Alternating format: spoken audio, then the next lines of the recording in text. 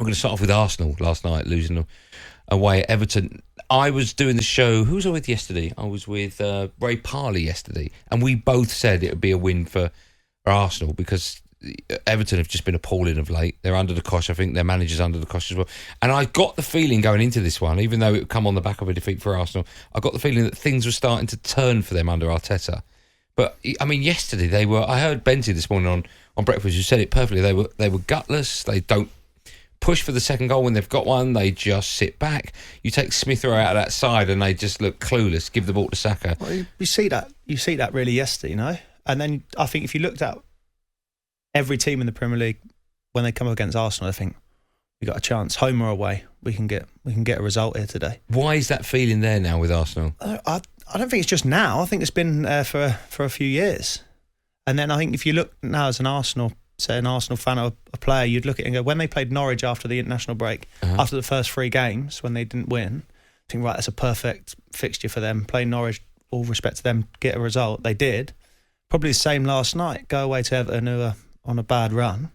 They've gone there and got turned over. Now that could really push Everton on now, going on for the Christmas fixtures, you know. But for me, looking at it, without Aubameyang performing, you see that last night, snatching at chances. Even at Newcastle, he missed that big chance there. We all miss chances, but for your main player, you want them to perform. Is that confidence, lack of confidence for a striker? Yeah, I'd say so, but he seems a very confident player, don't he? He comes across like that, but who knows? If he don't perform and Smith Rowe don't perform for Arsenal, Saka, then they look lost. We should pat Everton on the back. You mentioned Demarai Gray. That was a fantastic finish. What a great goal that was. He can only come inside. He comes in the first still one. to hit it's up. A great finish. It's a great finish. Yeah. I'm not taking away from them. But defensively, you have to look at Arsenal and think, why have you not closed him down? What a way to win, 91st minute. Yeah, I think that's their first win since September. That was a much-needed win for Everton. Yeah, much needed, especially with Rafa's gone in there and everyone's questioning that as well, and he hasn't performed, so the fans are getting on their back. Then they're on about walking out in the 27th minute as such. But look, hopefully that will turn them now. They won last night, and who knows what will happen. Where do you think Arsenal finish? Because before last night's game, if they would have won that game, they would be a point off West Ham in 4th place. Now, of course, they're 7th, and they've got it all to do. I just feel with Arsenal, every week's different for them. One week Arsenal fans will go, we can get top 4. The next week is, hopefully we'll get top 10. Yeah, that's what happens to them over the last couple of years, isn't it? That's what's happened. And I think now looking at it, every team we're thinking, Arsenal 2 or 3 points in front of us, we can catch them. They're going to slip up. Because every time they play, you really don't know what you're going to get. Just quickly as well, we've got so much to talk about in Arsenal and Everton and football fans. You can have your say 03717 223344. Ben Godfrey, red card, lucky. What was it? What was your opinion? Lucky. How's that not a red card? Not sure. Only he will know whether he meant it. Well, you play at the highest level, right? When you see that, do you think I could have maybe got out the way? He could have walked there. He could have walked and been sent off. We have Dermot Gallagher on the Sports Bar on a Monday night. Right, looks back at all the decisions from the weekend. He came up with the line. It might have been 6 months ago, a year ago, and I think once you hear that line, then it's on the back of it. It's easy to make up your mind as to whether or not he meant it, Ben. And as you said, only Ben Godfrey will know. Yeah. But here's the question: if that would have been Ben Godfrey's mum lying there, right? Would he have stamped on her face, or would he have tried his best to get out of the way? Of course he would. Of course he would. But like I say, only he would have known whether he was meant to do it.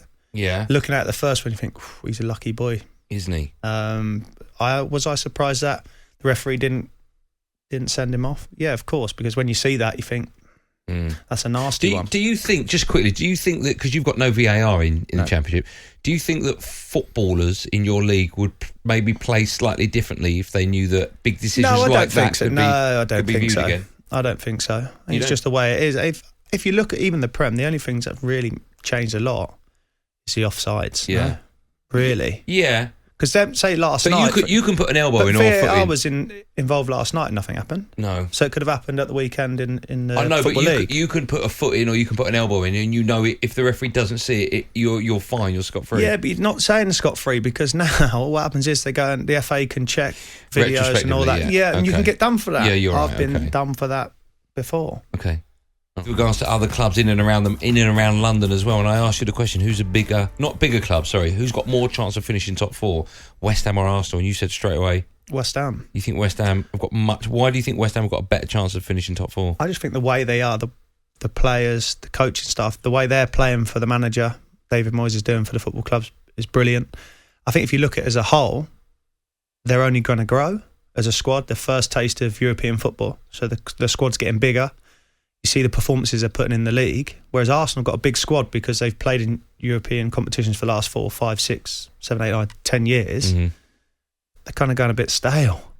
And for me, looking at it, I see West Ham being top 4 more than Arsenal. How far behind the 8 ball are Arsenal now? Because for such a long time, we were talking about Arsenal as a possible winner of the Premier League. Then it's top 4 guaranteed. Yeah, so we're going down. It's a slippery slope. And then constantly, it doesn't matter. They change the manager. Then after about 10 games, not good enough. Can't wait long enough to rebuild. We need trophies now. Well, everyone wants trophies, don't they? But unfortunately, Arsenal are miles behind the 8 ball and they've got no chance, I don't think. Do you see Arsenal as a top 6 side or Arsenal a top 10 side now? More top 10 side, because as they've got weaker, other teams have got stronger. And that's the issue Arsenal are going to have, I think, for many years, I think. Okay. We'll take calls on all the above. 03717 223344. Maurizio is an Arsenal fan. Hello, Maurizio, how are you? Good, Andy. How are you? I'm good, thank you for asking. What would you like to say about your side, Arsenal? Well, unfortunately, it's time now to try to change. Arteta, well, they're giving a lot of opportunities, and one day is good, another one is not good. I don't think the way how he's been with the players is the right way. There is no motivation. The team have been touching the ball, or the people who actually touch the ball the most is the defenders. Smith Rowe was not playing yesterday, so you can see that the team is lacking in mobility, in creativity. So it's quite disappointing, and more thinking that, for example, Tottenham and West Ham are better than us at the moment, even though Tottenham is in a big problem with the players and the coach. But it's very disappointing, to be honest. Maurizio, if you'd look at Arsenal at the moment, you're saying it's time for change. It's been like that for the last couple of years. You change the manager, then all of a sudden you're saying, they have 6 months and you want to change again. It almost seems like you never seem to be happy. Wenger's in charge for so long, you want him out. Emery comes in, you want him out. Now Arteta's come in, and all of a sudden it's time for change. You're going on about energy, and it needs. Surely you have to look at the players as well as the manager. Everything at Arsenal for so many years is fallen sword on the manager. What about the group of players you've got there? I know, definitely, Charlie. First, good afternoon. I think if you start comparing Arsenal, let's say, with Chelsea, where they are very ruthless with new managers. If they don't give results, they go. Well, to be honest, football is about results. It's about trophies. And Arteta won something, the FA Cup, I think it was 2 or 3 years ago. But after that, that's it. And I think Arsenal, with the history they has, I think it's a different way to deal with the team now. And I would be very happy we have some Abramovich in Arsenal, because he want the team to win all the time. How many Champions League they have now? How many Premier Leagues they have now? So we start thinking about that, about trophies. Yes, we were happy as an Arsenal team when we won the FA Cup, because Tottenham haven't won anything. But that's not the history now. That's a completely different thing now. Arsenal is a top 10 team now. Maurizio, have you phoned Drive before? Yeah. No, never. Why not? You sound like you know what you're talking about. Why haven't you phoned before? Well, I like more tennis, but it's fine. Okay. No, I'm joking. I'm joking. It's just, I never had the opportunity, to be honest. Okay, we'd love to hear from you again. Is that all right?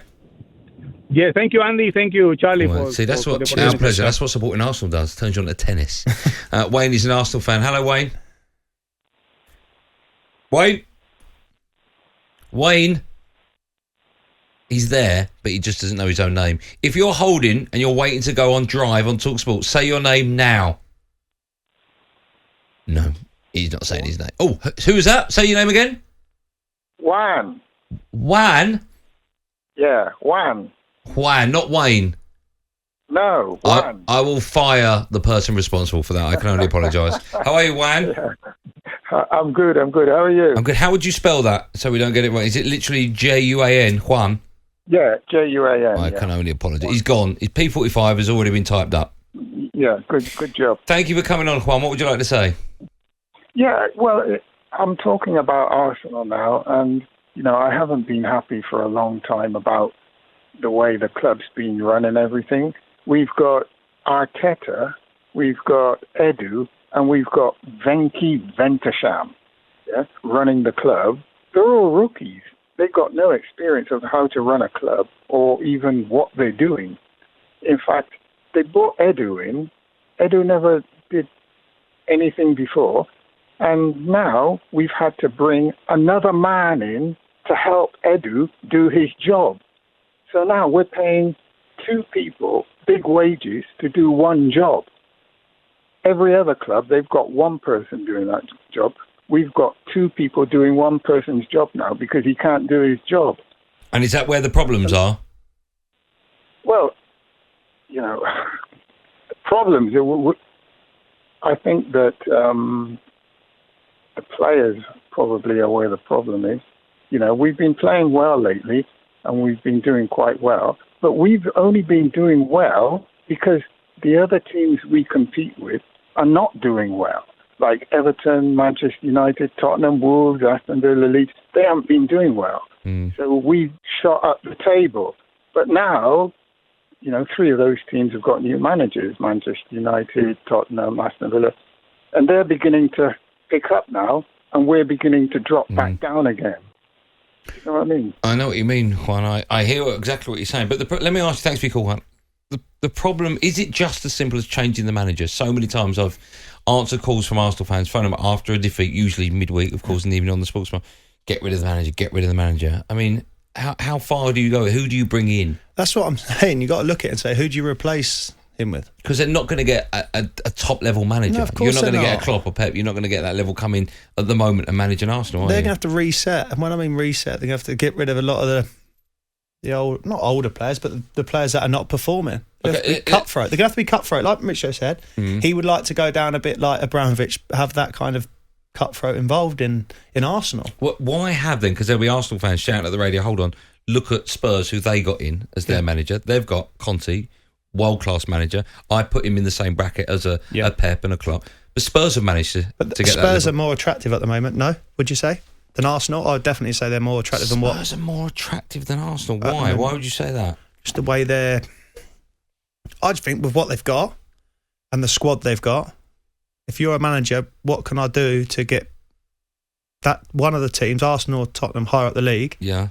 I'm going for Tottenham. Okay, well, they win their game in hand, Spurs. I know it's a big if, but if they do, they go into the top 4, they leapfrog West Ham.